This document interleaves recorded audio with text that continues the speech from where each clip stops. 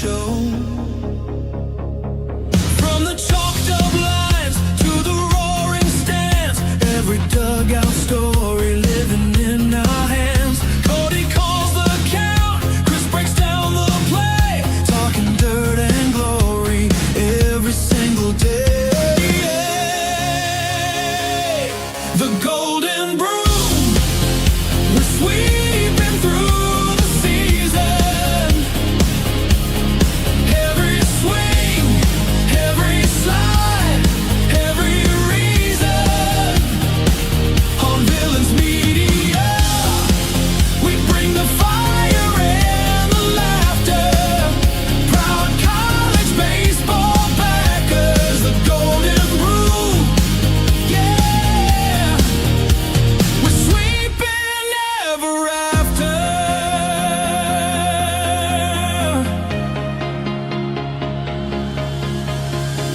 Walk-off nights, Sunday sweeps, bus ride tales that the scoreboard keeps. Welcome in to the Golden Broom Podcast. I'm your host, Cody Slavinsky, joined as always by Vandy Chris, and tonight is our last show without college baseball. Chris, isn't it amazing? I'm ready for it. What about you? Buddy, I am stoked, to say the least. It's all I think about at this point. I mean, I kid you not, like, I'm sitting at work, I'm typing reports, whatever I got to do. And when I'm typing, I'm like, all right, this goes here, this goes here. I wonder how many doubles Derek Curio will hit this year. Type. I wonder how many strikeouts Casey Evans is going to have in his opening appearance. How many innings is he going to go? Type. I mean, it's just, I can't stop. It's a big undertaking at this point of the year. A lot going on behind the scenes. I understand there's a huge effort to delay the start of the season going forward. Wow. Instead of starting on Valentine's week, pushing it back till the 1st of March. Yeah, I'm not for that. No. I'm okay with it. No. When Mentally, I can't do that. But when you listen to Eric Bockett talk about it, they have, I think he said they have like 20 home games in March or in February. And then in April they have 10. Yeah. Make it make sense. I mean, at the end of the day, I mean, if the northern teams want to, push off their season a little bit and just take a reduced amount of games, do it. But at the end of the day, in order for everything to work out the way that it does, you have to start it at this time. And let's be real, nothing says love like college baseball. Dude, you just made it creepy. No, I'm serious. It is what it is. No, think about it. College baseball it's passion, man. I mean, like, look, I love every college sport. I do. I love football, but I will never watch any sport the way that I watch college baseball. I don't miss a game. I love watching the game. I bet you would. No. Give me a scenario where I would miss a game. SEC teams start adding UFC as a team sport. Nah. I don't watch MMA like I used to. I lost my love for it. When my fighters left, I was like, I just don't like it like I used to.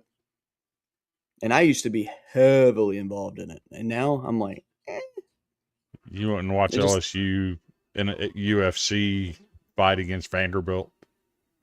I mean, that would be very fun, but I wouldn't miss a baseball game for it. Because we would kick those nerds' butts. Okay. You ain't beat us Who in you nothing. got? You haven't beat us in anything yet this year. I know, and that's going to change. I promise you. When? in Nashville in a couple weeks. Okay. I heard that story too. Hey, I'm just saying, like, I'm feeling it. This is gonna be a good year. And my only fear for my Tigers this year is the fact that I know how good they are, and that leads me to a part of my brain saying they could let me down. And at the end of the day, though, let's be real. Unless they win a national championship this year, it's a letdown.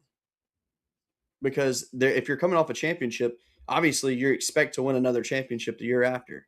So in 23, when we came into 24 and didn't win it in 24, that stung. And I'm not going to say LSU had the team that could have done it, but had we beat North Carolina and gone to the Supers, we would have probably won our Super. Who's to say what would have happened? But who in their right mind is going to think LSU is going to be better the following year without Paul Schemes? Nobody. It's fair. That's very fair. And I mean, and that's kind of the situation we're going into now is the fact that, we lose Kate Anderson, we lose Anthony Hyanson, and plug that in, please. And now It's a different team. it is. But the one advantage that is there is the fact that the guys that are going to be stepping up are guys that have proven experience. So Casey Evans, obviously, you saw what he did last year. He was great. You have, let's see. Let's see. You got Cooper Williams, who is a good lefty that also proved himself, had a very good ERA, was almost unhittable last year. I don't know if he's going to be a starter or not. Like that one, I think You always use that term unhittable again when it refers to your pitchers. But when other pitchers have better ERAs, you critique them and complain about how many innings they pitched. I'm sorry, but if you threw 19 innings last year, I'm not putting you on my Golden Spikes list. Simple as that. Saying. I I'm mean, just saying. Hold on a second. I'm going to freeze for a second, but hold on. In his innings, he was unhittable. That's fair, but who did he pitch against? Most of his action came in the SEC. Okay. So again, who did he pitch against? Look it up. I want to know. I want you to sell me on this guy. And if you can, shout out to you. I don't believe it'll happen, but I want you to sell me on him.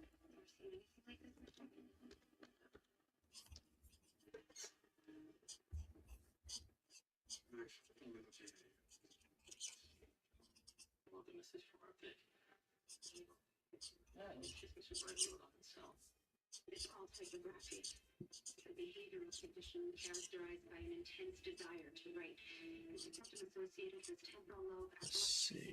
Give me just a second. I'm trying to build my weekend starting pitcher lineup for LSU by I'm doing a quick glance real quick.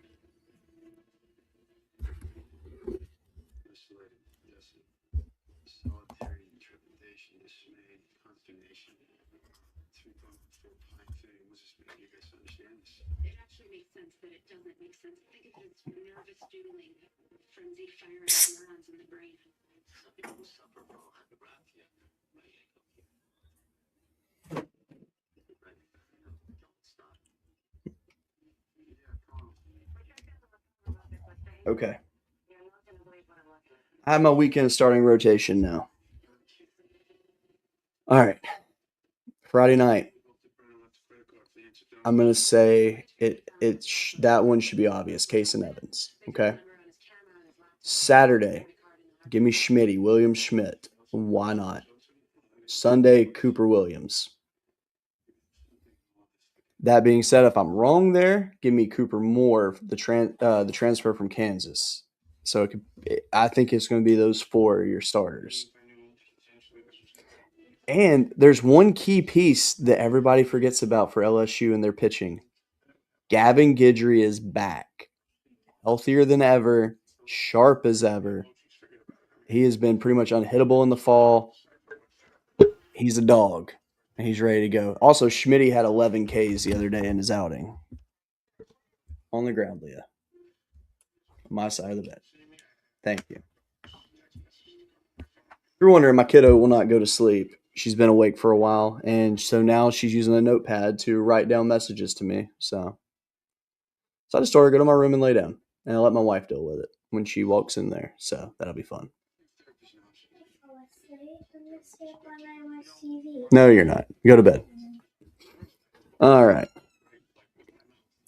But yeah, so sell me on this kid, Chris. I wanna know your argument of why. Because if you can sell me on it, I'll add him. Trying to find his game logs.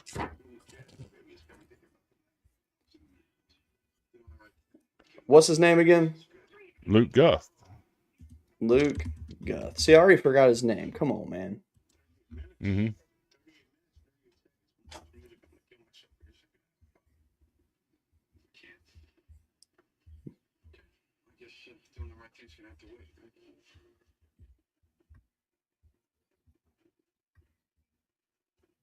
Okay, that's weird that they don't have his game log on there. They usually put that on the site.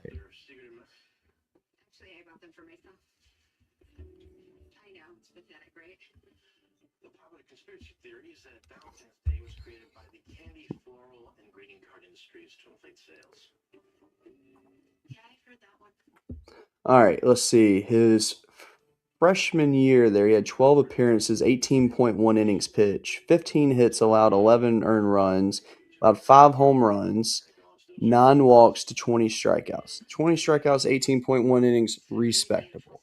Only 1 wild pitch through 315 pitches, 188 of those were strikes. He allowed 4 doubles. He had 21 flyouts, 12 groundouts. Not bad. Last year, 19 appearances, 19.1 innings pitched. So a short appearance guy. Nothing wrong with that. It's good to be a reliever. 9 hits allowed, 3 runs, 2 earned, 7 walks, 22 strikeouts. So 22 strikeouts, 19 innings. That is an improvement from the year before. Slight improvement, but it is an improvement, so that is good. Threw 4 wild pitches, a balk, hit batter. He faced 74 batters. He had 16 flyouts, 18 groundouts through 299 pitches. 187 were for strikes. 1 less strike thrown, but through 16 less pitches. Not bad. Career 5-2, 3.11 ERA. 31 hits in 37.2 innings, 24 hits, 42 strikeouts. That's not a bad stat line.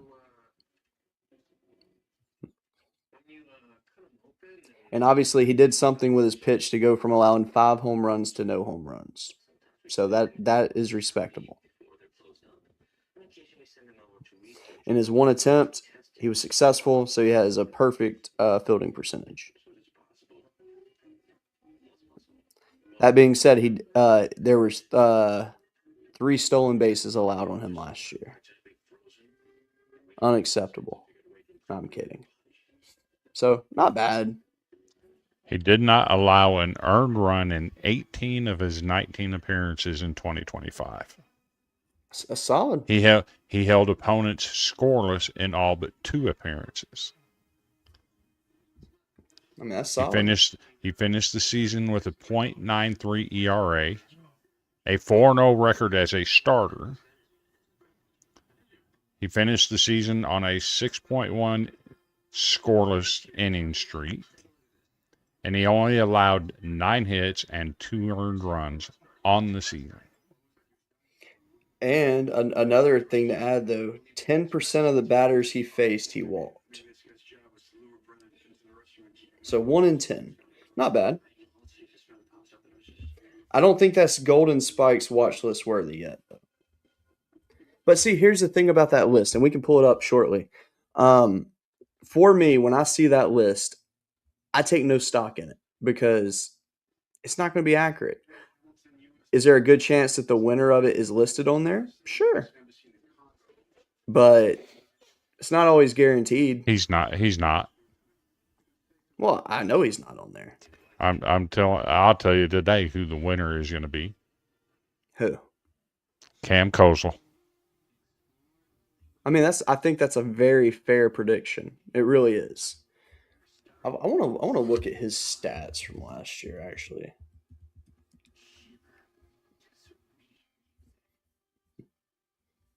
because He will. he's always been good. He will be the next big thing at Arkansas. I mean, I think he's kind of already a big thing at Arkansas. All right, let's see what he did last year. All right, hit 333 last year. It's really good. He had 77 hits, 18 doubles, 15 home runs, 62 RBIs. I mean, buddy, that's solid. All right, so there is one flaw in his game. He strikes out a lot.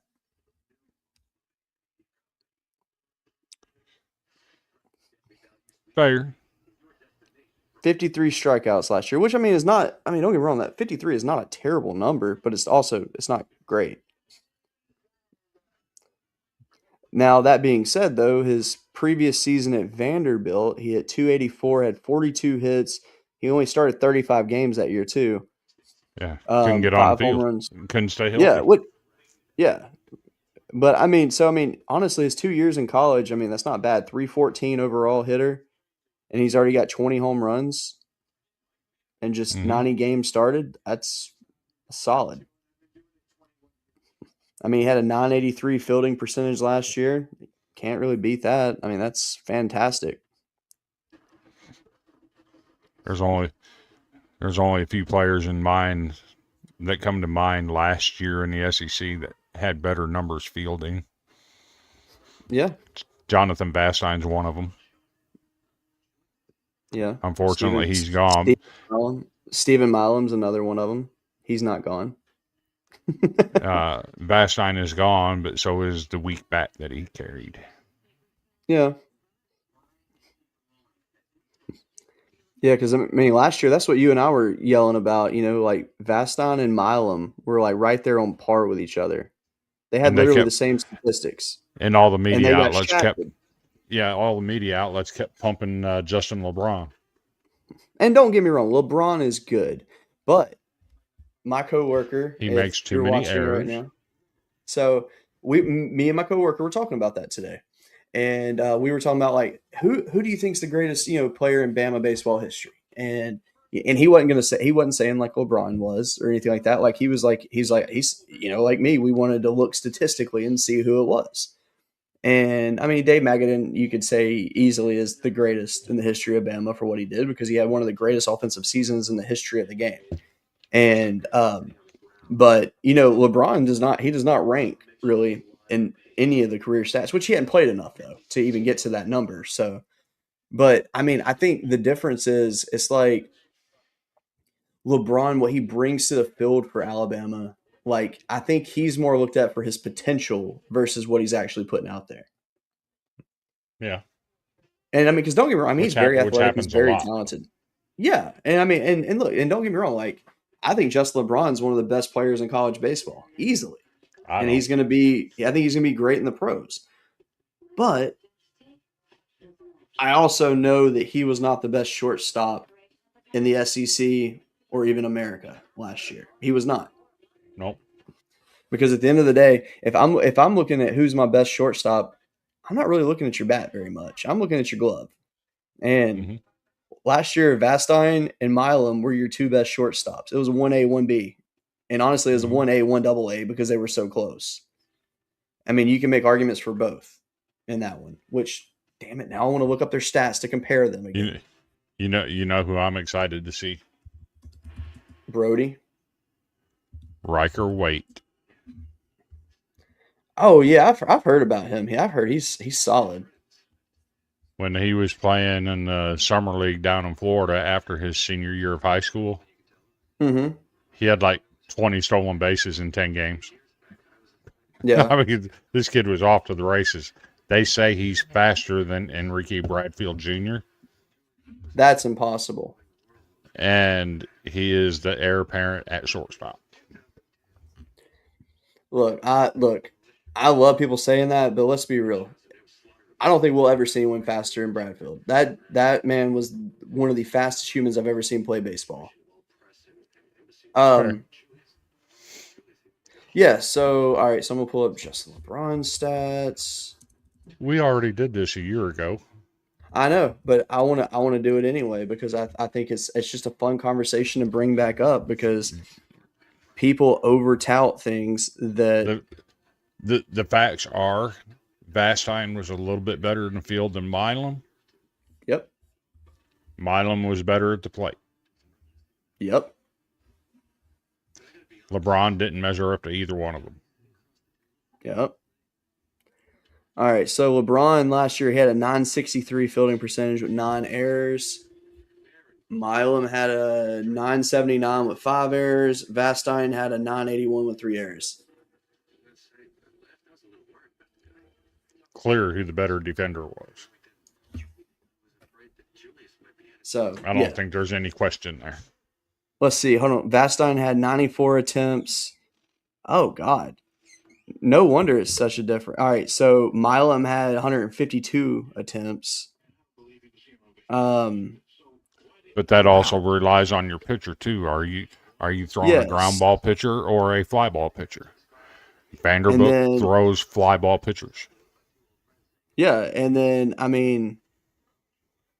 LeBron only had 128. So I mean, yeah, like Milam was a lot busier than all three of them, or I mean, both of them. But I mean, numbers don't lie. What we saw on the field doesn't lie. Vastine and Milam were the star duo at shortstop last year, and this season, realistically, Milam should be the best shortstop in the SEC. But we just also based off of his numbers. But we also thought Dean Curley was going to be that guy last year too, and he ended up having one of the worst seasons in the SEC at shortstop. We didn't think that. I don't think either one of us said that, actually. I had Dean Curley on the radar at shortstop. I didn't. I mean, I know he's talented, but I didn't because of what he had done the 3 years previously. Fair. Put him on that. Yeah.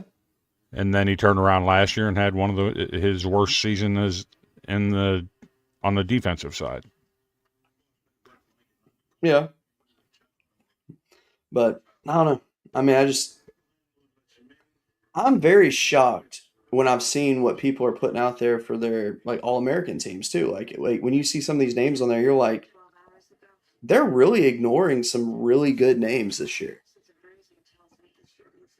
So, which I mean, look, and yes, I have my homer glasses on a lot of these guys, but like Stephen Milam not making even top 3, like really? There's some solid shortstops out there, though. No, there are. There absolutely problem. are. But did they have better numbers than Stephen Milam last year? That is the key question.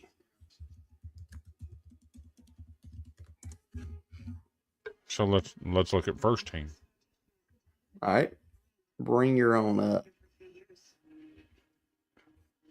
Rock Cholakowski, National Player of the Year. Mm-hmm. Why would you not have the National Player of the Year as a first-team All-American preseason?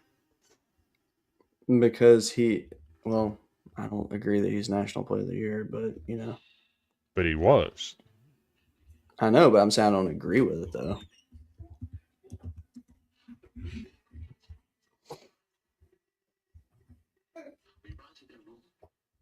Why is his... All right, this is weird.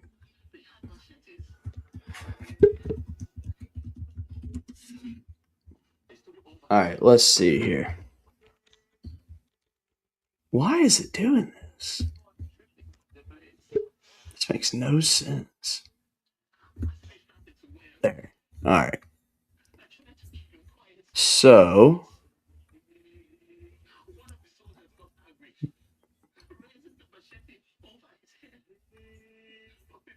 all right, so last year, Mr. Cholowski he hit 353, great season, 89 hits, 23 home runs. Like, can't even argue that. That being said, 7 errors at shortstop. 2024, he had 14 errors. He has a career 957 fielding percentage in his 2 years at UCLA. Next.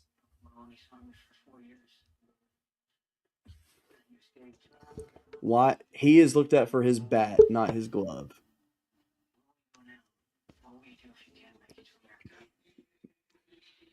That's fair. That being said, I will say this though: Chris Rembert, Ace Reese, tip of the cap, deserve it. They're fantastic. Never argue that. Sorry, Cheyenne's Pia next to me right now.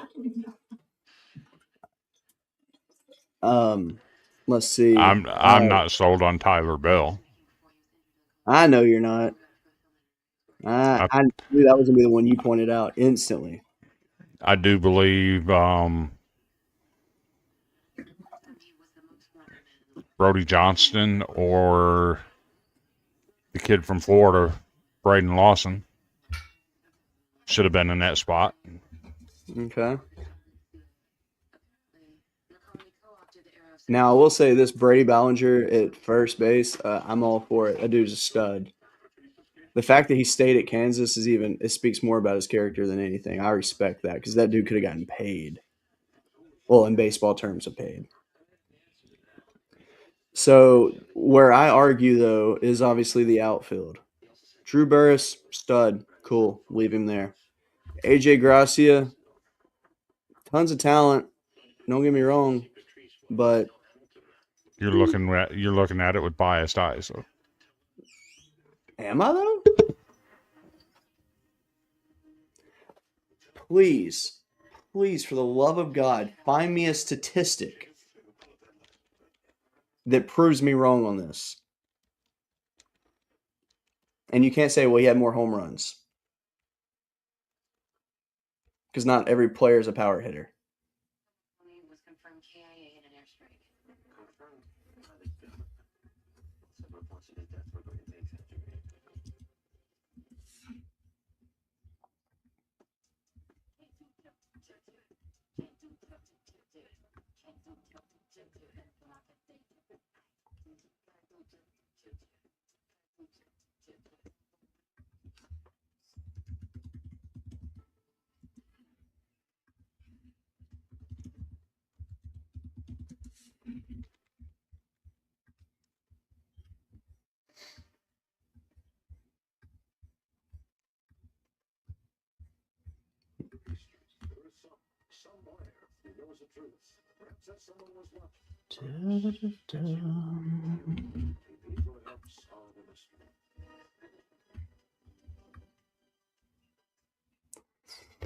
So first of all, I'm going to call out Mr. Sawyer Stroh-Snyder. That will be my first one that I'm going to call out.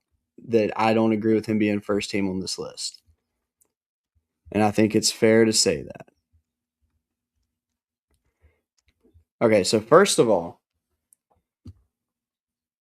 my boy Derek Curiel,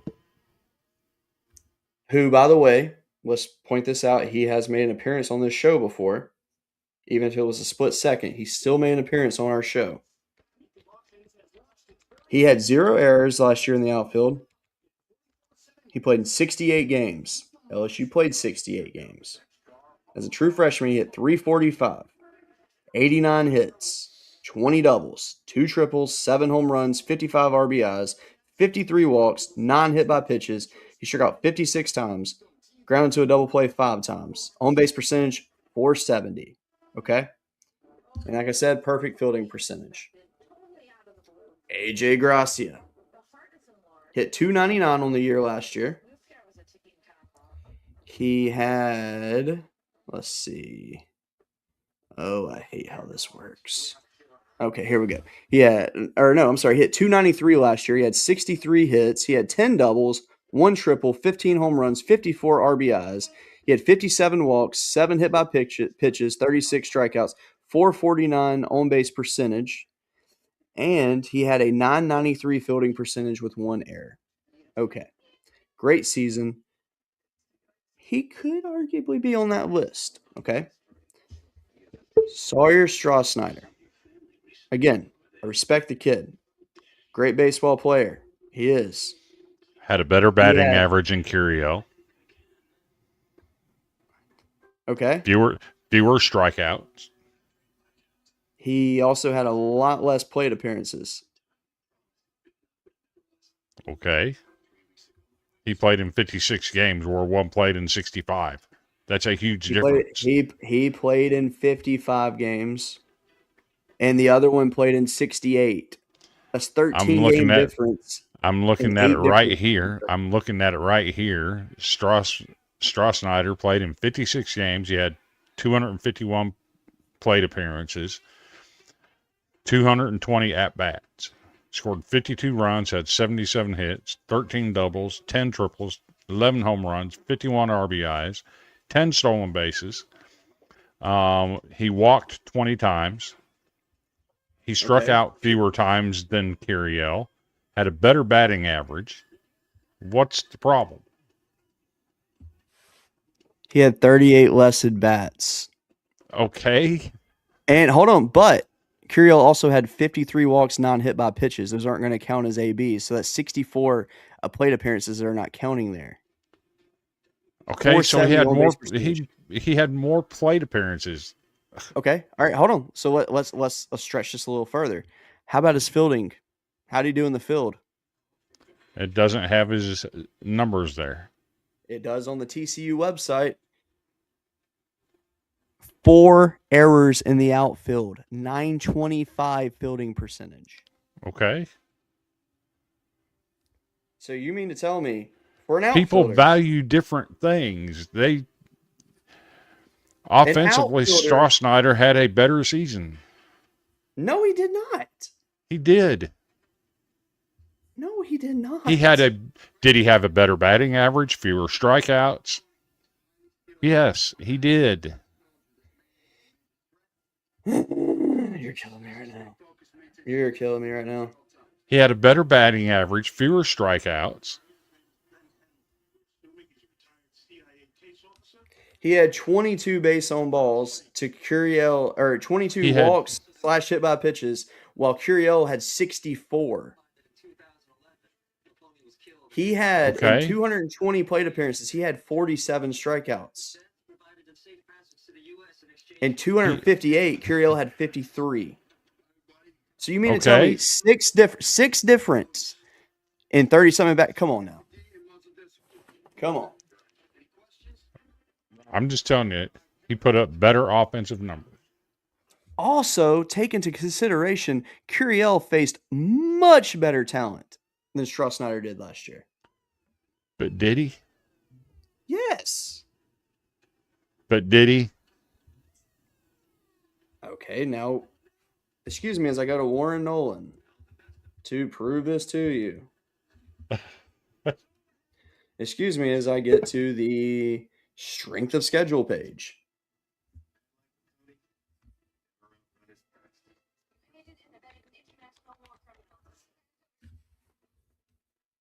All right.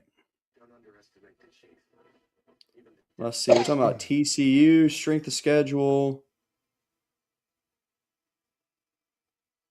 Let's see. 22 to 20. So LSU was 22, TCU was 24.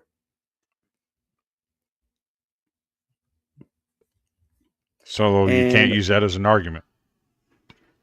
sure I can. They're right there side by side, man.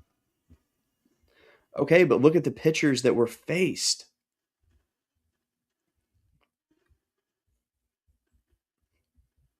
I mean, like literally, he faced some of the best pitchers in the entire country and shined against them.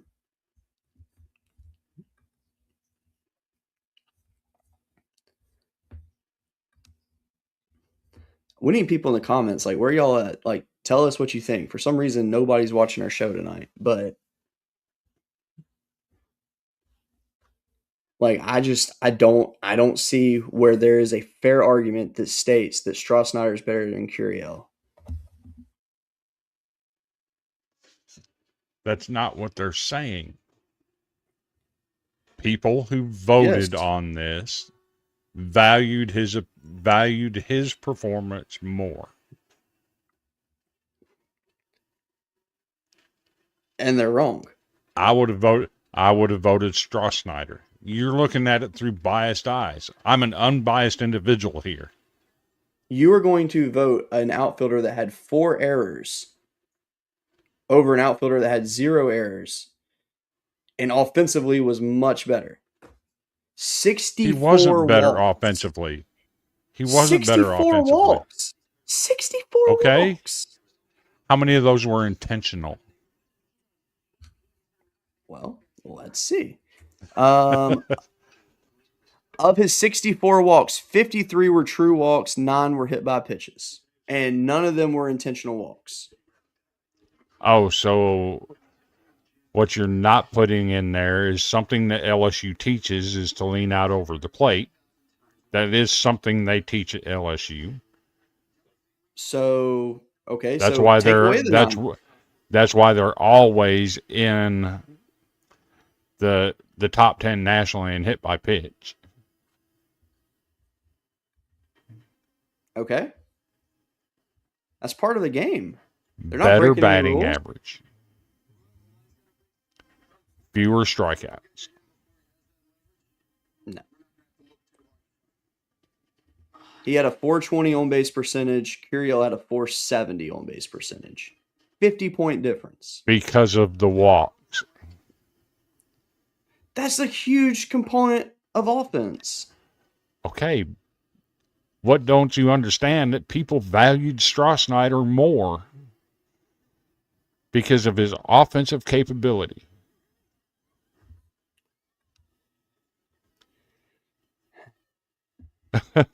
Runs scored 67 to 52. Hits 89 Okay, to look 77. Look how many games difference there are. Okay. 65 to 56.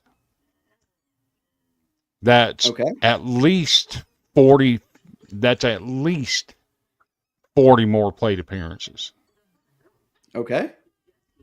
So you're putting value in something that really doesn't matter.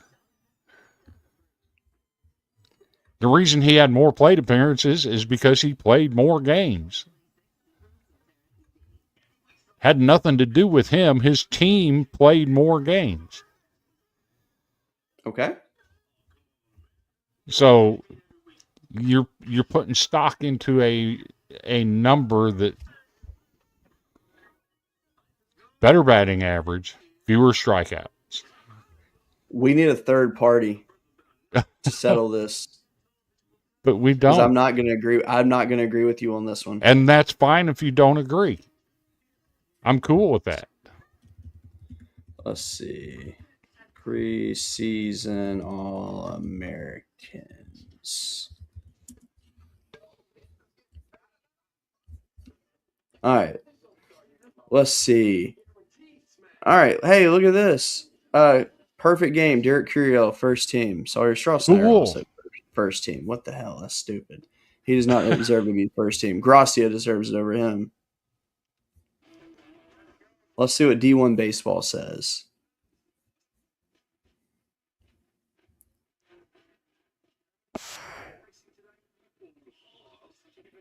D1 is more on my level because Burris, Curiel, Gracia. That is your first team.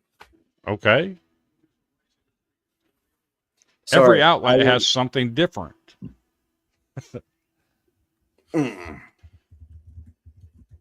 You're getting bent out of shape over something that really doesn't matter. Because stupidity bothers me. Okay, let's talk about stupidity. You're talking about all this junk about LSU. Congrats, you won a national championship, right? Congrats, Yeah. you got a bunch of players returning. Mm-hmm. You know what stupid is? What?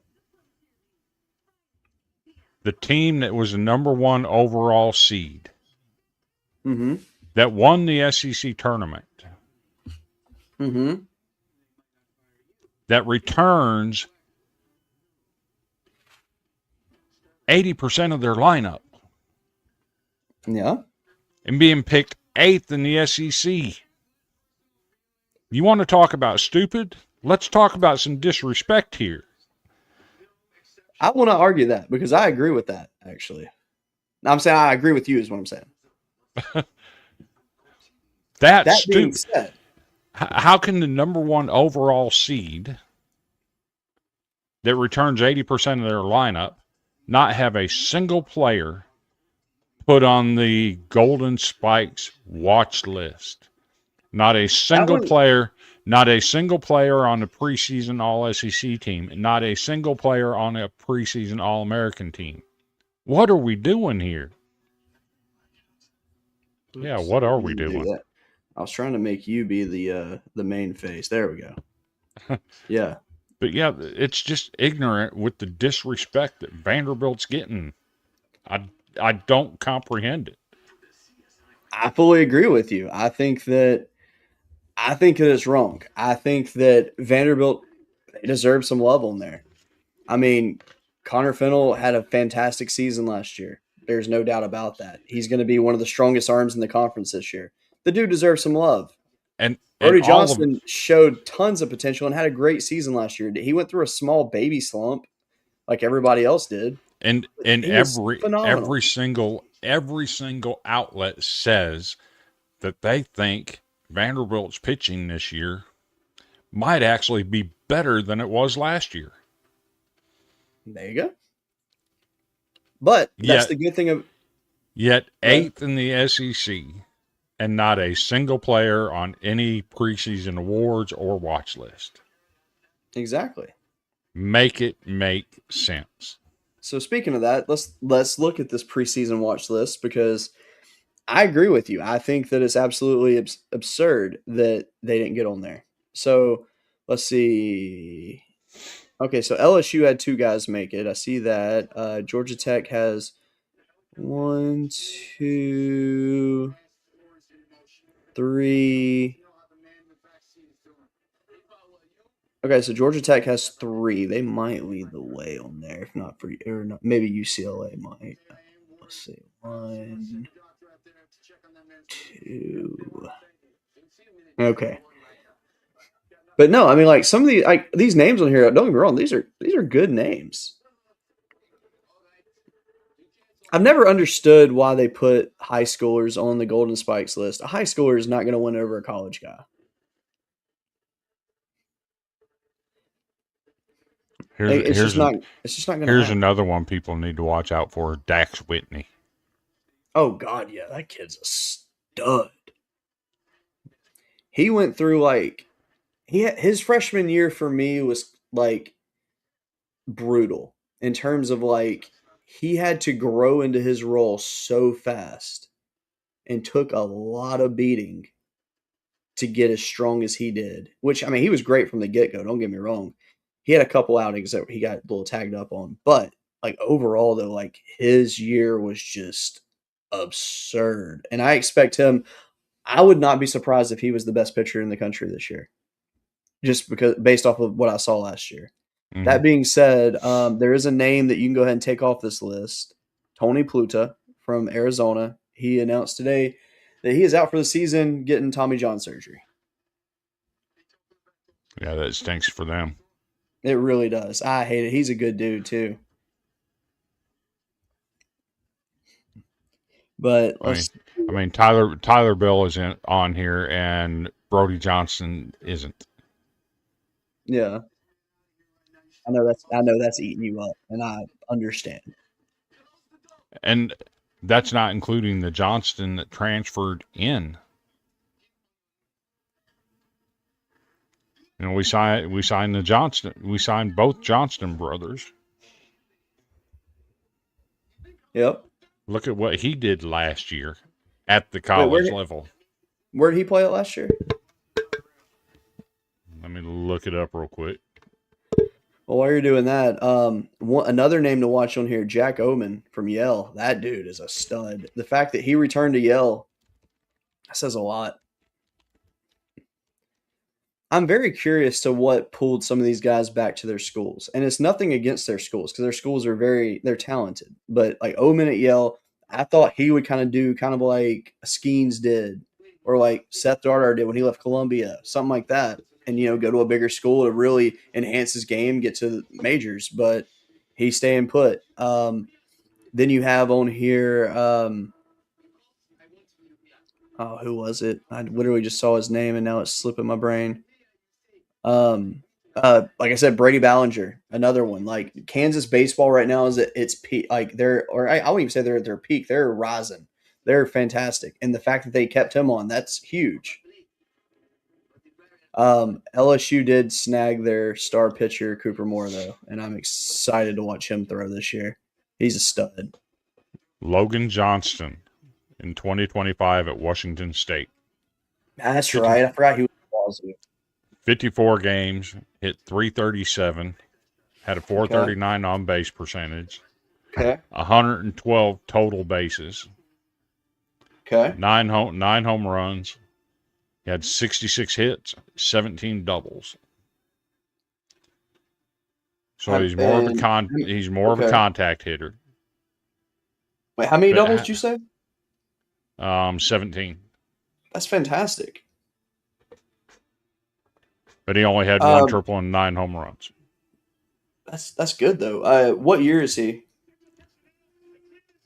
Let's see. He played a year at Gonzaga, another year at Gonzaga, and 2 years at Washington State. So he's a grad transfer. What's his career stats? Career stats in college, career 299 hitter. If you include his summer ball, he's a career 303 hitter, 399 on base percentage, 426 slugging. Dude. And what position? He's infielder. Okay. Do you think he's going to start?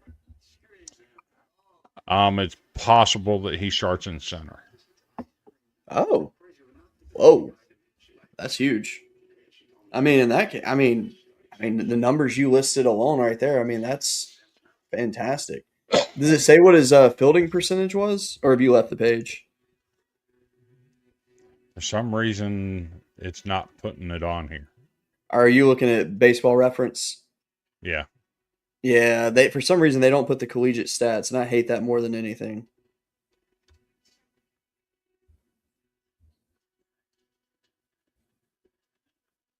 But, why isn't a guy like that on here? You know what? I fully agree on that. But also, he may not be on there because they may not be sure what his standing advantage is going to be. Like, they don't know if he's going to start or not. So, but no, like Wes May says, I think he's talking about Braden Holcomb. Yeah. Connor Fennell. Yeah. Connor Fennell was absolutely better than both Aiden King and Liam Peterson. So let me ask you this though: when it comes to pitchers this year, we talked about Dax Whitney being good. Liam Peterson's very good. He should be really good this year. Dylan Valantis was good out of the bullpen last year. Kason Evans was good out of the bullpen last year. Also good at starting when he had to. What do you think about Cameron Flukie? Leave him in the bullpen. He's a starter. He pitched more in relief in the postseason than he did as a starter. He did both. I mean, he was just a hey, we need guys, so he was a team player. I respected that, but no, I really thought Flukie was actually. I thought he was one of the best pitchers I saw all year last year. Let me see what he did. He only came out of the bullpen one time.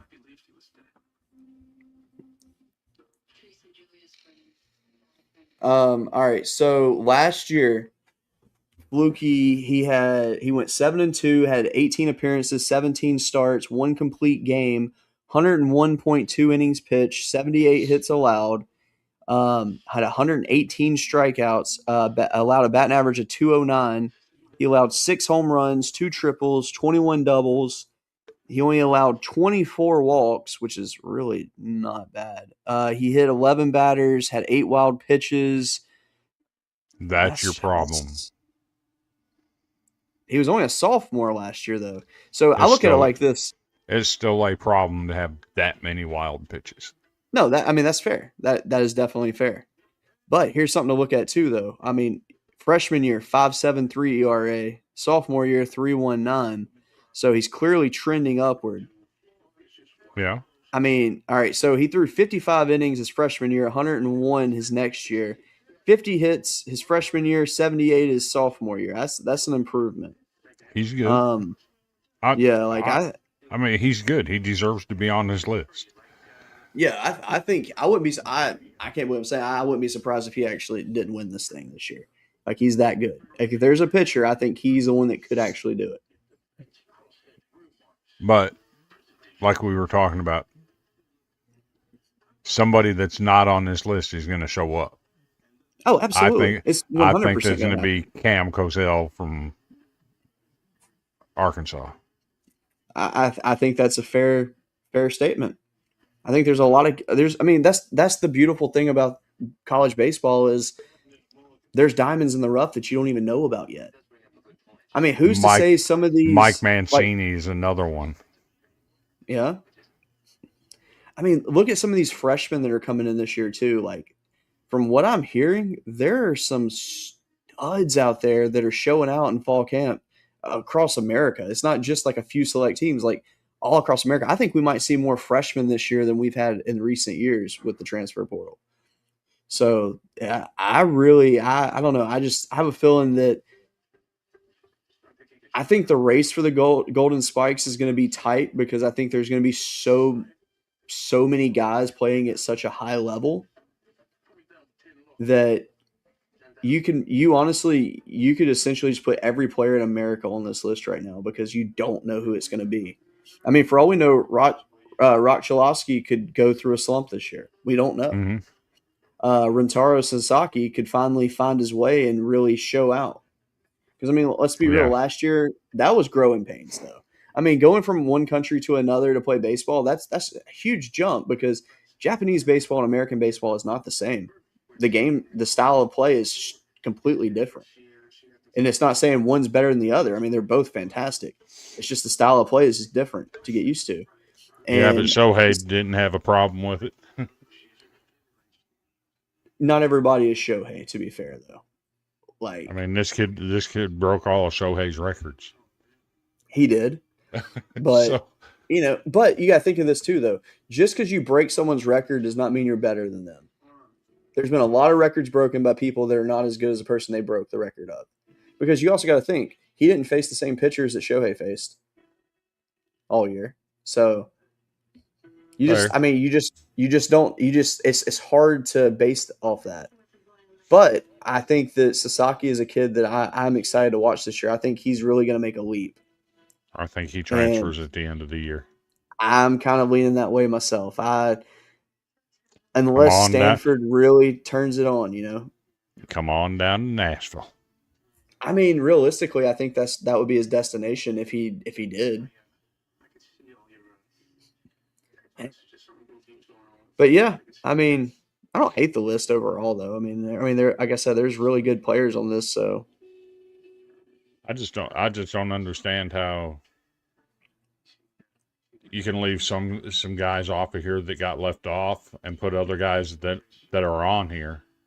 Like I said, yeah, Connor Fennell had much better numbers than both Aiden King and Liam Peterson. Yet King and yeah, Peterson are both on here, and Fennell's not. yeah. And look, this is a fair point from Wes right here. I mean, Otani played 5 years professional before he came to America, so he was seasoned before he came over. So like, True. but no, I like what Sasaki brings to the table. I think he's got some good potential. But yeah, I don't know. I think that it's going to be fun to watch. I mean, that being said, though, I mean, this weekend, obviously, not many teams are going to play against elite competition opening weekend. Usually, most teams are going to play just tune-up games per se. Um, Vanderbilt's got a slate this weekend, though. That should be fun. Let's see. Let me look up the schedule real quick. See who we got going on this. All right. Yeah, we're playing in the Shriners in Arlington. Got TCU Friday at 3, Texas Tech Saturday at 11 a.m., and then Sunday morning at 10:30, Oklahoma State. Jeez. That's a gauntlet. And then in 2 weeks, 27th through the 1st, we're at the Las Vegas College Classic with UC Irvine, Arizona, and Oregon. Whew. But Hey, there's a good thing. series I might go to. What? March 6, 7, and 8. My Bison are coming to Nashville. Yeah, I think you need to go to that one. I think that'll be a fun one. Maybe you can meet some of the players or something and let them know that you're like their number one like co-fan kind of thing, since you're obviously not. And that's swaying the from thing Vandy. that's the thing with North Dakota State that people don't look at. Their record is never good. That's I get that. But their schedule sucks. Their schedule is brutal. Let's Brutal. see. All right, so by looking at this weekend we will see 2 games featuring top 25 teams. Well, both teams be in the top 25. So obviously Vanderbilt TCU is the first one, and then the second one is Arizona and Oregon State. So that's solid right there. I like that a lot. And I'm actually planning on going to a game this weekend myself. I'm going to go see Samford play because they're playing at home this weekend. Since UAB will be on the road. So, like last year, to give an example,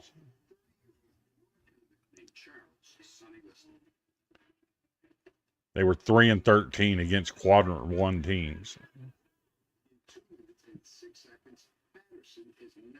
They had in their out of conference they had Dallas Baptist, Lamar, Alabama, LSU, Tulane, Oklahoma State. It was, it's brutal. And then the regional, they played Arkansas and Kansas. I mean, it's a brutal out of conference schedule for them. They started out the season.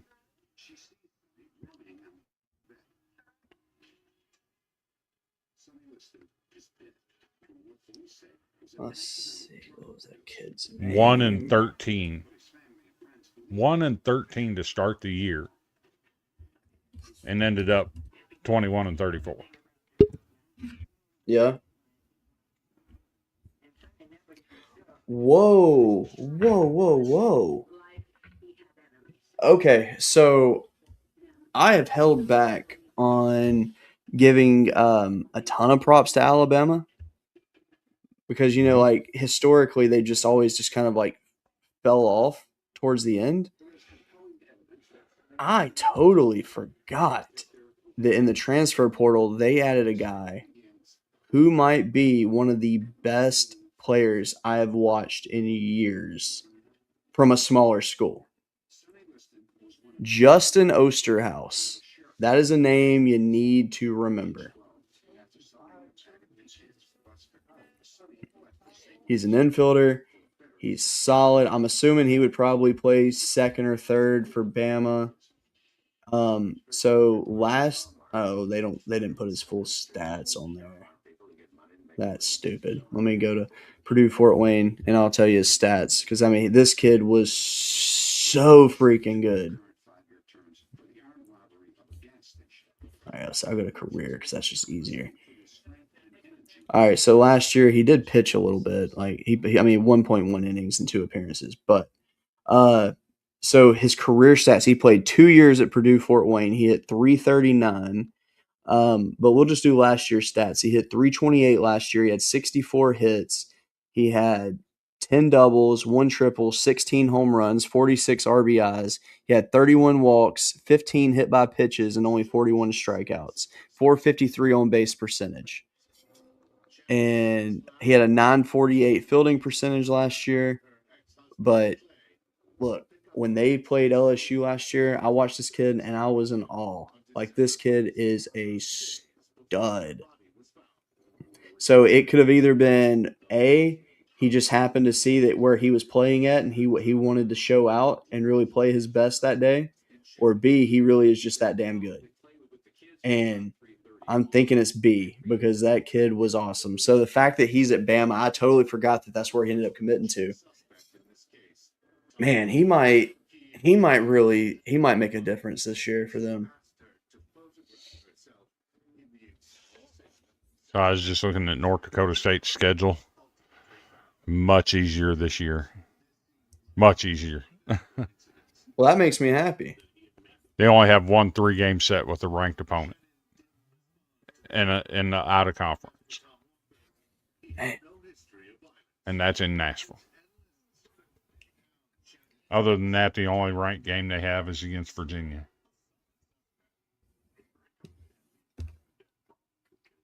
Dang. So, all right, so to stay on Osterhouse, right? I'll finish this for you. So last year they played a game against Wright State, right? And they were down like 11 runs to them. And they came back and won the game.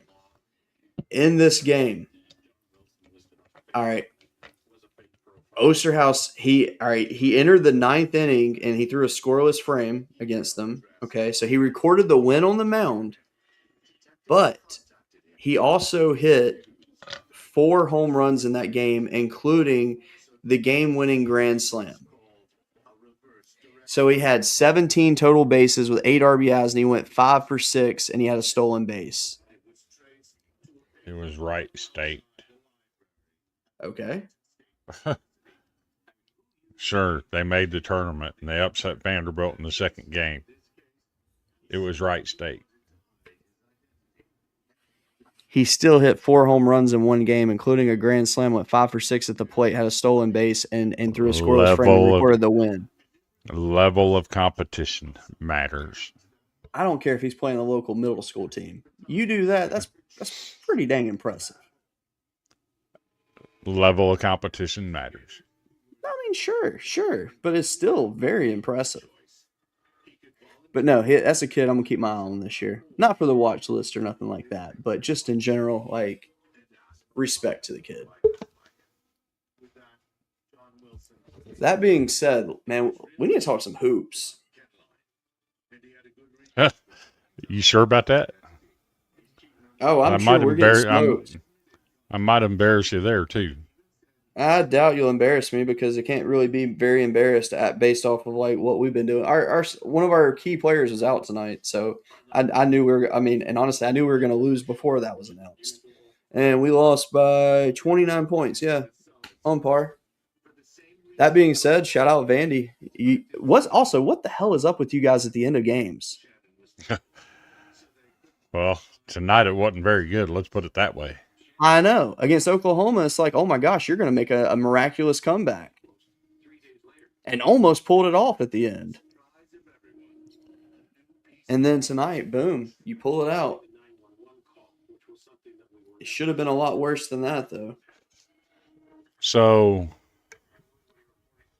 to talk about the women first. Sure.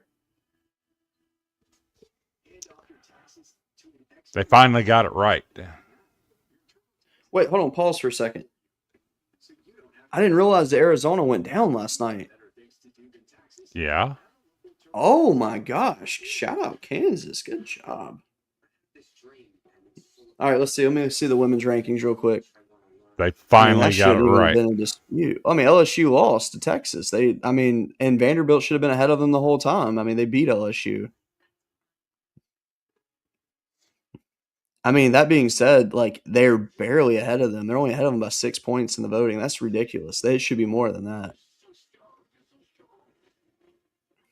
That being said, LSU has South Carolina this weekend. That'll be that's a tough one right there. That'll be brutal for y'all. You're or not. maybe it You're won't. not. You're not on their level. Just because you say that, now I think we're going to beat them. Why You're not? not on. You're not on their level. Not the way they've Man, been. The way they've been playing and haven't had as of Chloe late, Kitts. yeah. Oh my God! When they get And Chloe Kitts speaking of, back, it's over. so speaking of South Carolina, just want to throw this out there. What's up, Andrew? How you doing? Wow. Dude, I Villains like Media. the new logo. I need you to send that to me. Villains I Media need to Network update. Villains Media Network now has a Twitter. Yeah, I'm gonna need that new logo so I can put it on our stuff because, dude, that's Yeah. sick. There we go. I like that a lot. Like a lot. But no, hold on. Speaking of women's basketball, there was something I wanted to ask you about on this. And especially speaking of South Carolina, Tennessee's coach just basically saying she got a team full of quitters. Who the hell says that? That's what she said. Like, look, I'm all right. I understand it. It sucks to get beat down. I get it. You don't throw your team under the bus like that. At least that's how I took it. Okay. That she threw him under the bus. So here's my take on that. She should have never been hired at Tennessee. Number one. Fair. Why they didn't hire Molly Miller is beyond me. Very fair. But you were calling for that hire originally. I remember that. But they made the hire. They had a decent year last year. Yeah. But you can't go get beat by 30 by UConn and turn around and lay a 43-point beat down egg like they did. You have to respond to getting beat by 30 somehow. And they didn't. Yeah, that was bad. But let's take that another direction. Also, I want to point out Molly Miller is my favorite coach in basketball. Oh, she's pretty. Without Shay Ralph, I'm with you 100%. There you go. How much of what happened on Sunday for Tennessee might have been related to an incident with a former Tennessee Lady Vols basketball player? I know nothing about that. Rakia Jackson. Okay. I've never heard of her. She played for the Lady Vols. Okay. She was dating an NFL football player for 3 years. Respect. It was very toxic from the word go. Okay. And that football player was arrested this weekend. Oh, for hurting her? It was pretty ugly. Wait, is he the one that was the former DB from Ohio State? No. Oh, okay. He's the linebacker that got drafted by the Atlanta Falcons, James Pierce Jr. Oh. Where did he play college at? That name sounds familiar. Tennessee. Oh, that's why I know his name. Okay. So do you think any of what the Lady Vols went through might have been related to that? That there is a good their chance mind was elsewhere? But you would also think, too, that maybe they would use that as motivation to, win for her, per se. It's kind of a weird angle, but... It is. How does it affect somebody when a friend and former teammate... Wait, how recent did the incident happen versus the game? It happened on Saturday. Oh, so they would have just found out right before they played. Yeah. Oh, then yeah, I could see that one messing with their heads. Man, that's terrible. I don't want to put an excuse on the table for them, but something to think about. That's valid though. So, that's just sickening anyway. I don't like the idea of a man putting his hands on a woman. When you read the details, it was more than a hand. Really? He rear-ended her. Oh, was there a reason behind it? Did she like cheat on him or something? She broke up with him, Oh, and he lost his jeez, ever-loving mind. Stalked her jeez. into a police station parking lot where he rear-ended What? her and then tried to flee the scene and hit a cop in the process. Now, was Well, he no. still on the Falcons at that point? Yeah. Well, actually, Oh, he didn't rear-end her. He tried to rear-end her and missed and came around and hit her head on. that's even worse. And then hit a cop in the process trying to flee. I wonder if he was like under the influence of anything when he did it. I don't know, but he bugged out for sure. I just don't see how a level-headed person can do that. Even emotionally, I don't see how someone can do that. Like even like without something in your system. Crazy. Oh my gosh. I really hope that she's okay. So I mean, have they released an update on her health? I haven't heard. I haven't looked into it the last day or two, but it's pretty gruesome what he did to her. And I just want, I'm not saying it did or it didn't. I just wonder if that might have affected them emotionally somehow. I mean, if I were in that situation, I was a player on that team, and I found out that former teammate, someone that I knew and respected, went through that, that would mess with me. Especially if I find out like right before my game. That's Yeah. gonna 100% mess with you. I mean, And I that's really not hope and pray she's okay. and that's not taking anything away from South Carolina because the way they're playing right now, No, yeah. I mean, honestly, South Carolina would have probably won the game regardless. yeah. But had that situation not popped up, it probably wouldn't have been as bad. So, But no, that's but there terrible. there is an interesting situation brewing for the women. What? If LSU were to somehow upset South Carolina Mm-hmm. and Vanderbilt were to beat Texas, Okay. Vanderbilt and South Carolina would be tied for first place in the SEC, and Vanderbilt would be favored in every remaining game. So what you are saying is you are a LSU fan on Valentine's Day. Respect. I don't think LSU's going to beat them, but Have faith, my friend. That's all I can tell you. I mean, hey, to be fair, the team that beat South Carolina this year was Texas. LSU beat Texas this year. That shows that everybody's in the same realm of talent. It just depends on who's hot that day. And the way South Carolina's been playing, I mean, they're going to be a tough beat.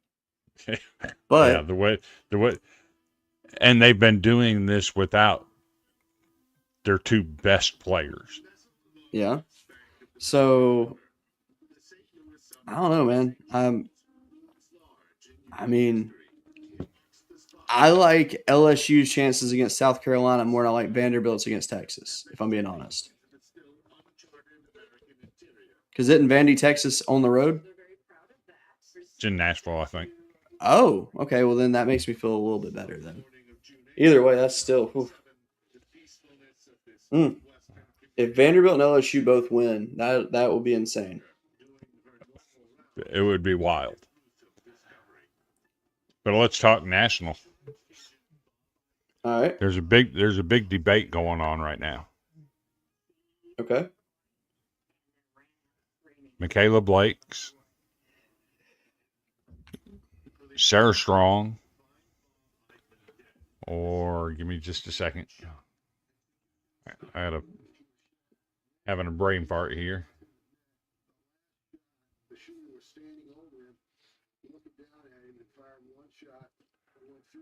I mean, at the end of the day, I'm still saying Michaela Blake's is the best player in the country. Or Lauren Betts.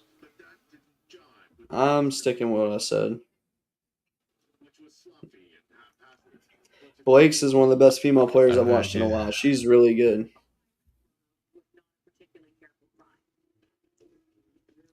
There's a strong argument for Sarah Strong.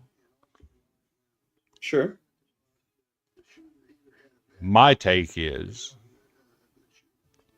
Sarah Strong don't face the competition that Michaela Blake faces. Okay, so there you go.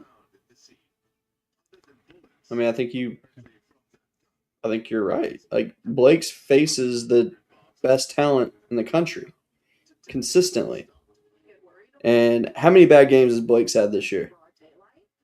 One that I know of, but she's got 8 30-point plus games.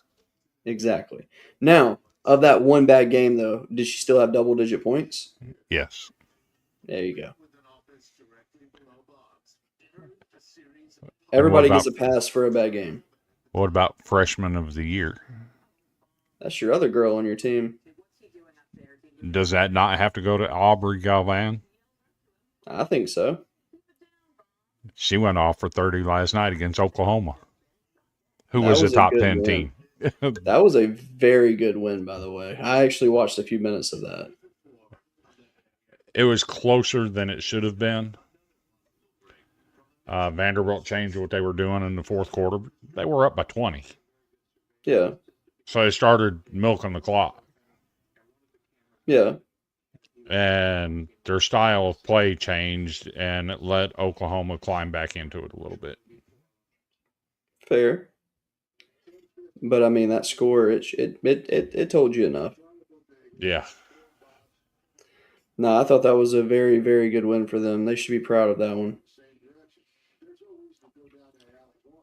Heck, I'm just kind of wondering though, like how the season's going to end up because I mean, the SEC is strong this year, like stronger than usual. And women, Usually it's like two team, yeah, it's like usually just two teams that are sticking out in the SEC. Now it's like five. but we put 11 teams in tournament last year. I understand that, but I'm saying that like in terms of like elite level talent though, I feel like there's more teams this year. I mean, because last year you wouldn't have said that Alabama was elite. This year you're like, hey, they're borderline elite this year. I mean, you got 9 teams ranked. We sent 11 to the tournament last year. Yeah. I don't think it's far-fetched to think that we might get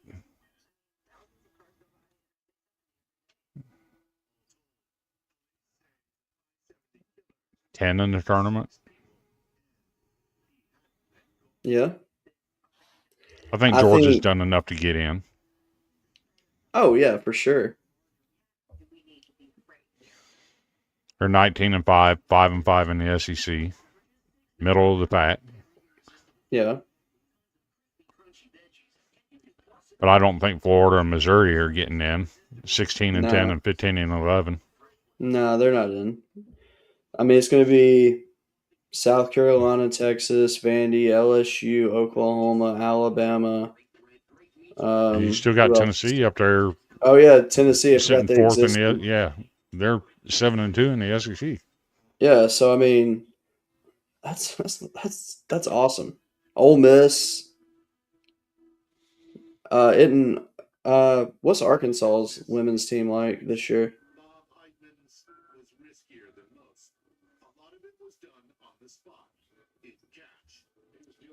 So what? What's Arkansas's women's team look like this year? 0-10 in the SEC, 11-14 overall. Ooh, I didn't realize they were that bad. Yeah, they're pretty bad. What about Kentucky's women? They're currently 5-6 in the SEC, 18-7 overall, and there's a strong possibility that they don't even end up with a winning record in the SEC. Yeah, but their overall record could be good enough to get them in, though. Oh, they're in the tournament easy. Yeah, so currently they're 5-6 in the SEC. Their next game's Texas A&M. They should win that. That puts them at 6-6. Then they got Ole Miss, who beat them last year, who's ranked number 14. yeah, I think they can So take Ole Miss. So that's probably a loss. So you're 6-7. Then you go to Nashville, get beat again. Now you're 6-8. Then you get an easy one with Auburn, 7-8, and you finish it up with South Carolina. That's tough. You might not have a winning record in the SEC. Yeah. That being said, though, I do know that Tennessee's women is solid. I mean, they beat LSU, and that was a fun game. I didn't like the result of the game, but it was fun. Yeah. Dang. So In that in the case, dang. men's, I will say this: the way Florida's playing in the men's right now, Hard beat. they may be the team to beat in the SEC. I won't argue that one. I think that. I mean, honestly, they got a chance to do something special. Kentucky somehow pulled another one out of the hat against Tennessee again. I don't think they're the number 2 team in the SEC at all. But that's where their record puts them. Yeah. Let me look at it real quick.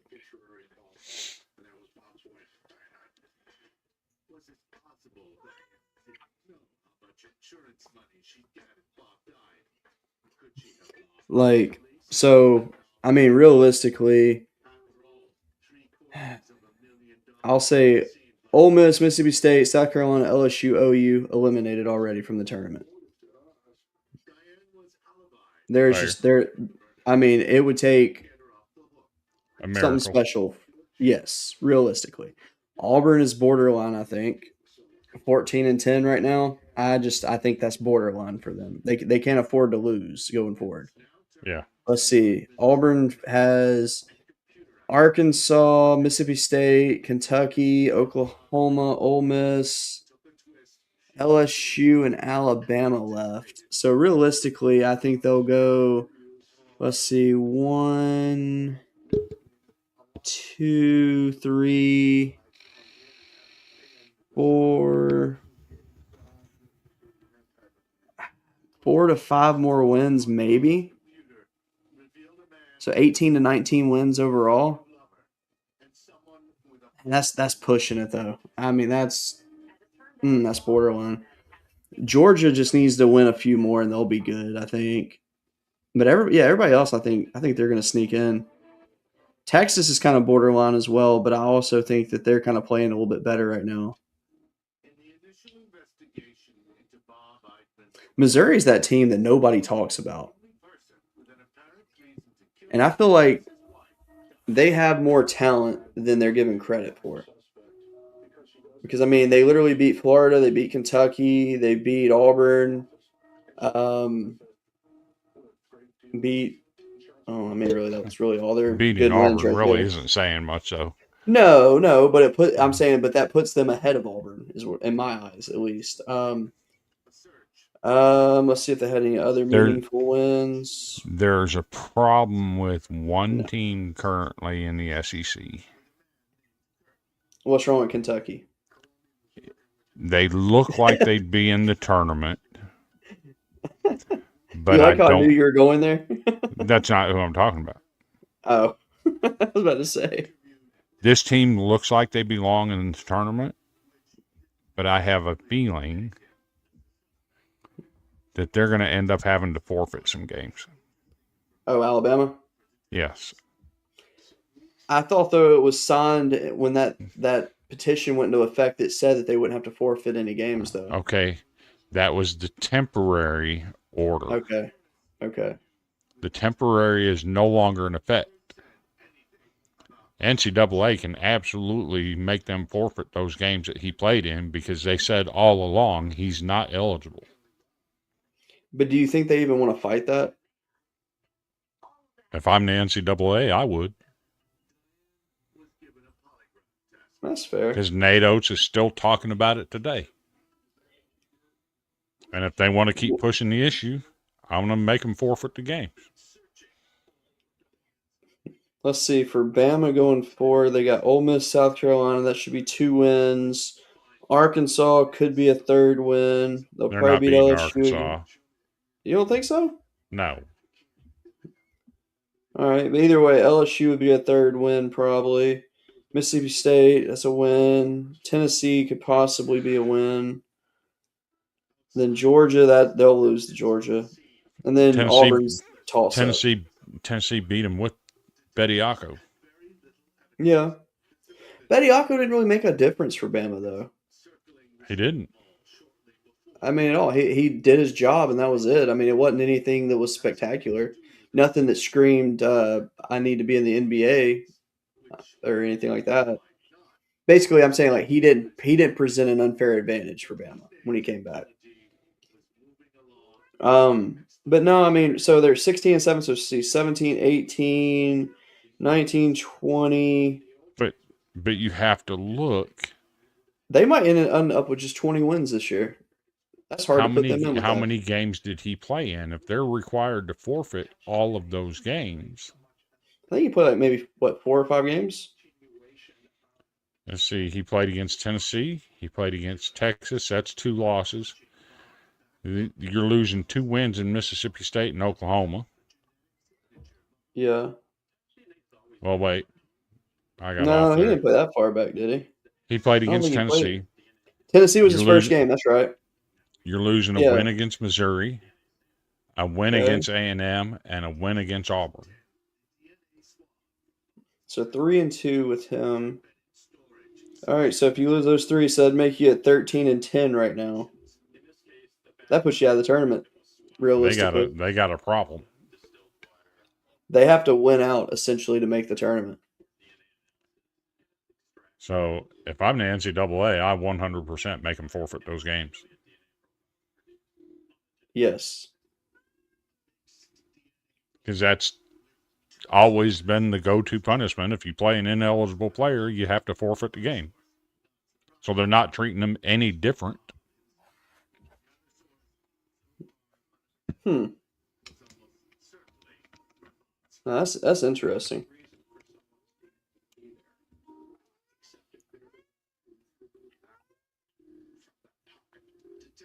Man.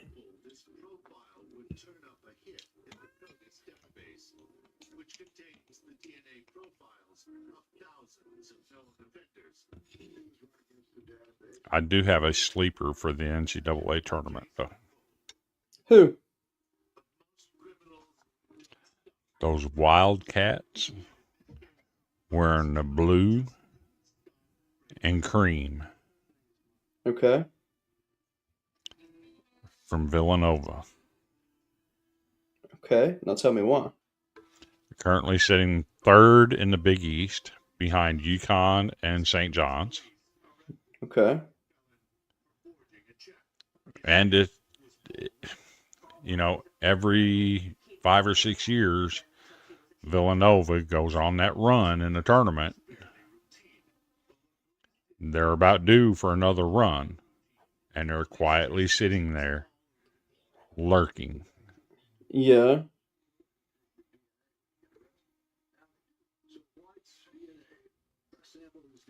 They're my sleeper pick.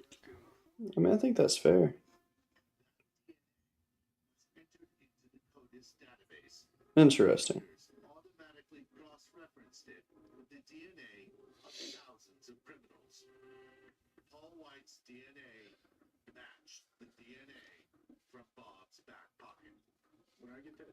Paul White's DNA matched the DNA from Bob's back pocket? What? Your TV just said that. I have no idea. I'm just messing with you. It got quiet, so I started listening. You can barely hear it. I have no idea what it's saying. Is she watching Investigation Discovery right now, or is she watching Dateline? She watches all this true crime stuff. Of course. I mean, Cheyenne does the same. I mean, I watch it too. But she leaves the TV running 24/7, and in the middle of the night, I'm waking up and she's got it on some Wicked Women. Oh yeah, I've seen that. Yeah. You ever tell her just like to not get any ideas? It's like Wicked Women, women with knives. Do you ever just look and be like, any knives in here? She's always watching this murder, death, kill stuff. Well, she's just letting you know. Stay good. She gonna stab you in that shoulder. Yeah. You may not feel it though. I still got feeling in it. It's just, it's a work in progress. Absolutely. Absolutely. Looking into some massage therapy on my neck and shoulder now that when I was doing my physical therapy, the therapist started massaging the neck and shoulder a little bit. I bet that felt good too, didn't it? The arm, when she was doing it, after she massaged it that night, the arm would just start twitching randomly. Oh, interesting.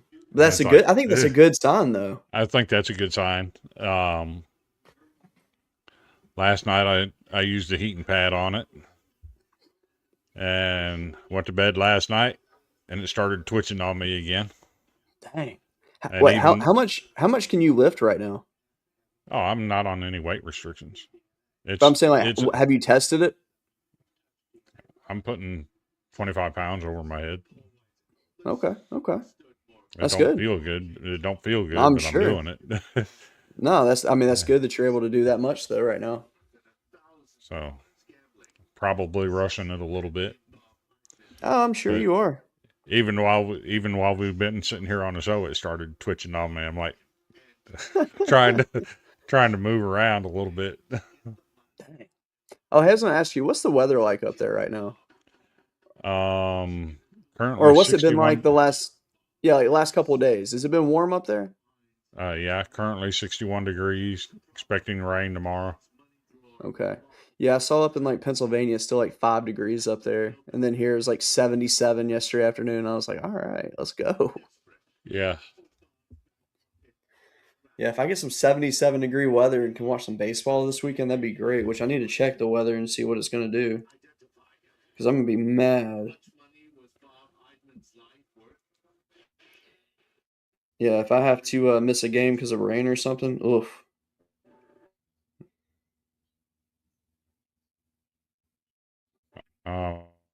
I'm currently 61. Heavy rain at 53. 62, 55, 59. We're in that spot now where it's changing. I gotcha. So.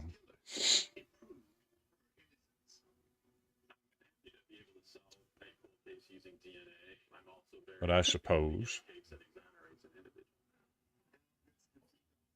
we talked about all we can talk about.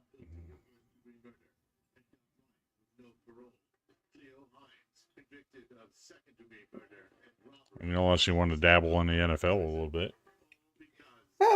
I mean, what's there to dabble in? Sam Darnold finally got it. He actually didn't flop a football game away and got him a Super Bowl. He had nothing to do with them winning that game. Oh, absolutely nothing. Kenneth Walker III, that's your dude right there. The dude was a stud. So I think people saw why the Tennessee Titans fired Mike Vrabel. Oh, yeah. His last 24 games at Tennessee, he went 6-18. He went and sat in the owner's box of a rival team while his team was going 6-11. He deserved to be fired. Yeah. But I think what you saw Sunday night was a team that was not prepared. Oh, for sure. And then that may be the worst game I've ever seen Josh McDaniels call as an offensive coordinator. I fully agree with that. It was weird. It was like when you see before the game, you're mad. You're like, man, that should have been us if you're a Tennessee fan. And then when you watch the game, you're like, oof, that was us. So when you see that your offensive line is being abused the way it was, what's your fix for that? as an offensive coordinator, what's your fix? You're gonna have to figure something out. You got to bench somebody. Quick slants, right? Oh yeah, I mean, but hell, the receivers couldn't get open. They threw the first slant in the fourth quarter. Yeah, And when they did, they started moving the ball. yeah. Why didn't he start doing that on the third drive of the game? Why didn't he do it from the get-go is the question. Because, I mean, it was just, The first drive wasn't bad. It was about what I expected.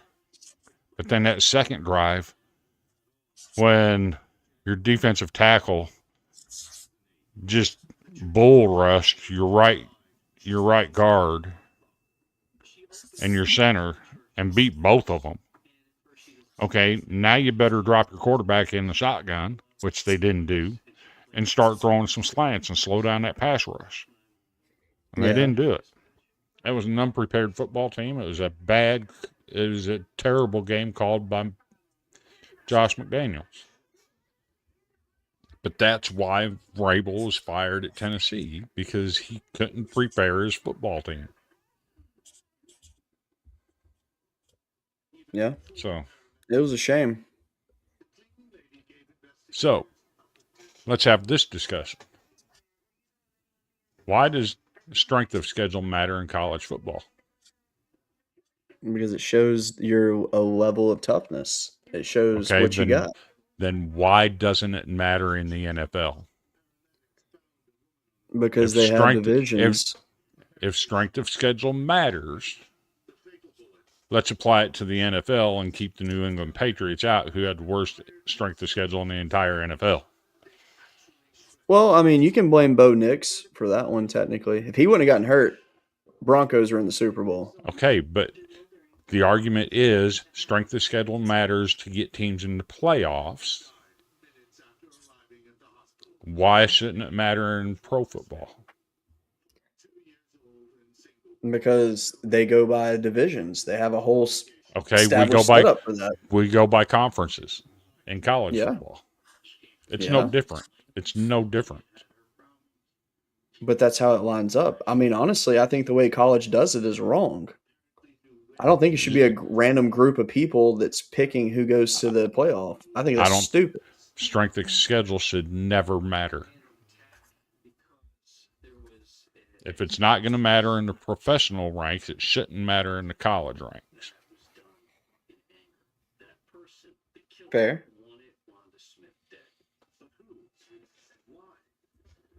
That's my take. I mean, I think that's fair.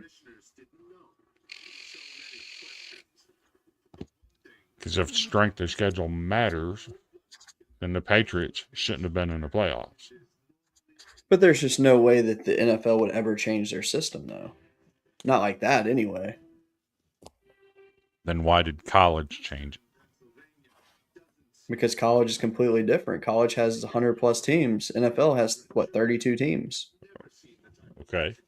They still changed it and made it a metric. Fair. Before 2000, it never existed. Yeah. It just is what it is. That's my argument. Strength of schedule should not matter in college. If you're not going to apply it in the professional ranks, it shouldn't matter in the collegiate ranks. I got you. All right. So tonight, to close this show, we're going to do something different. We're going to give our final thoughts, and then I'm going to ask you a question after you give your final thoughts. And that's how we're going to end it. So go ahead and do your final thoughts. Final thoughts. Gentlemen, hear me out. Your mental health matters. Amen. If you need somebody to talk to, my message box is open 24/7. I'll message you, I'll talk to you, whatever. If you don't feel comfortable reaching out to me or Cody, I'm sure his box is open too. Yes, sir. 988 National Suicide Prevention Hotline. Use it. If you're feeling some type of way, it matters to someone. Reach out and talk to somebody. Don't ignore your mental health. Amen. I love that. And I'm going to shadow that. I think that, the way the world is going right now, politically, it's very divided. Unfortunately, that's where our world has gotten to with, the more increased use of social media, where social media is now heavily part of people's lives versus what it used to be. It's like it's left and right. There's no unity anymore. I Hmm. do not care what political platform someone supports. That's not my place to choose for somebody. I don't share my politics, and honestly, I don't think anybody can even guess my politics because I just don't share them because honestly, I hate politics. But just love each other. Simple as that. Look, we're all going to disagree on stuff, but guess what? That doesn't one what your political choice is does not define who a person is as a person. I So, agree. so that I being agree. said, the one question I'm going to ask you tonight, Chris, it's been a long year, and we're in June. A bunch of baseball games have been played, and now it's coming up to the final weekend. Who are your two teams playing for the national championship?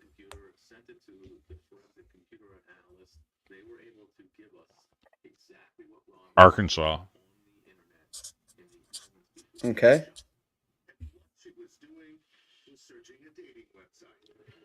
And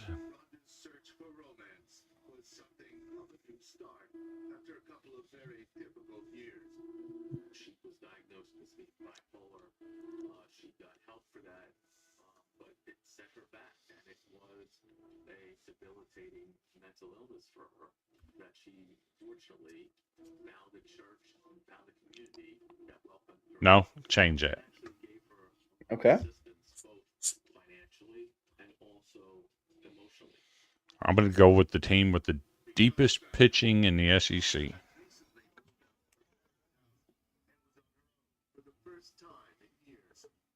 The Auburn Tigers Ooh.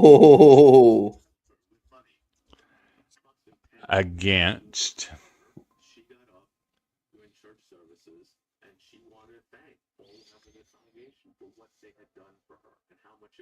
And I do not hate that pick at all, by the way. That's a great pick. Oregon State. Whoa. So who is your national champion? The Beavers.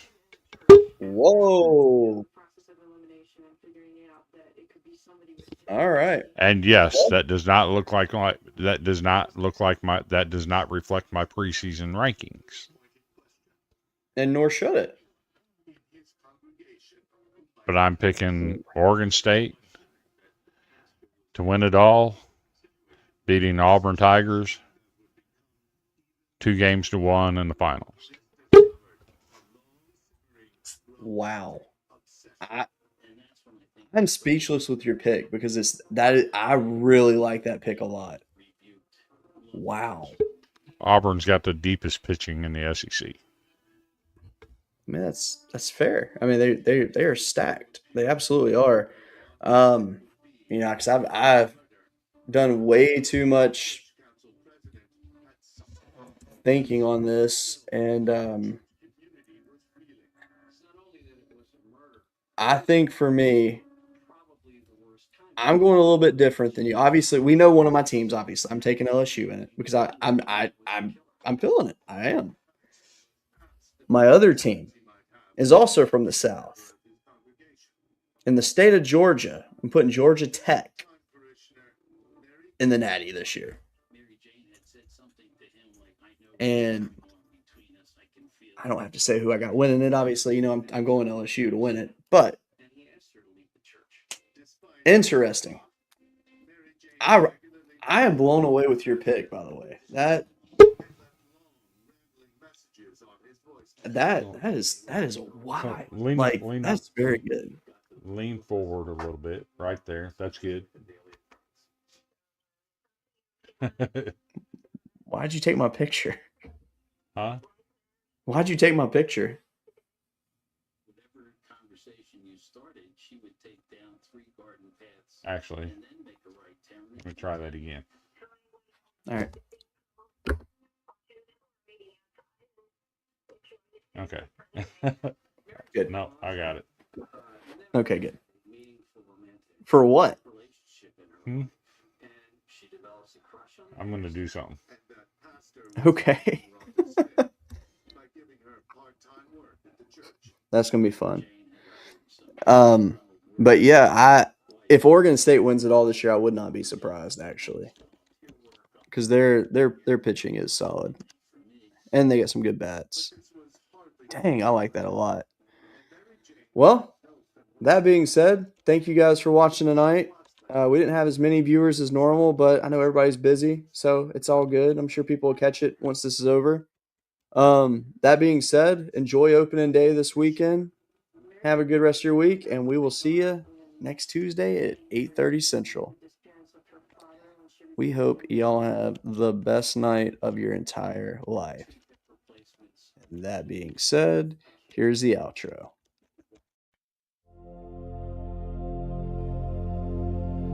Turn it up. First pitch. Let's go. Golden brew. Sweep that show. From the chalked up lines to the roaring stands, every dugout story.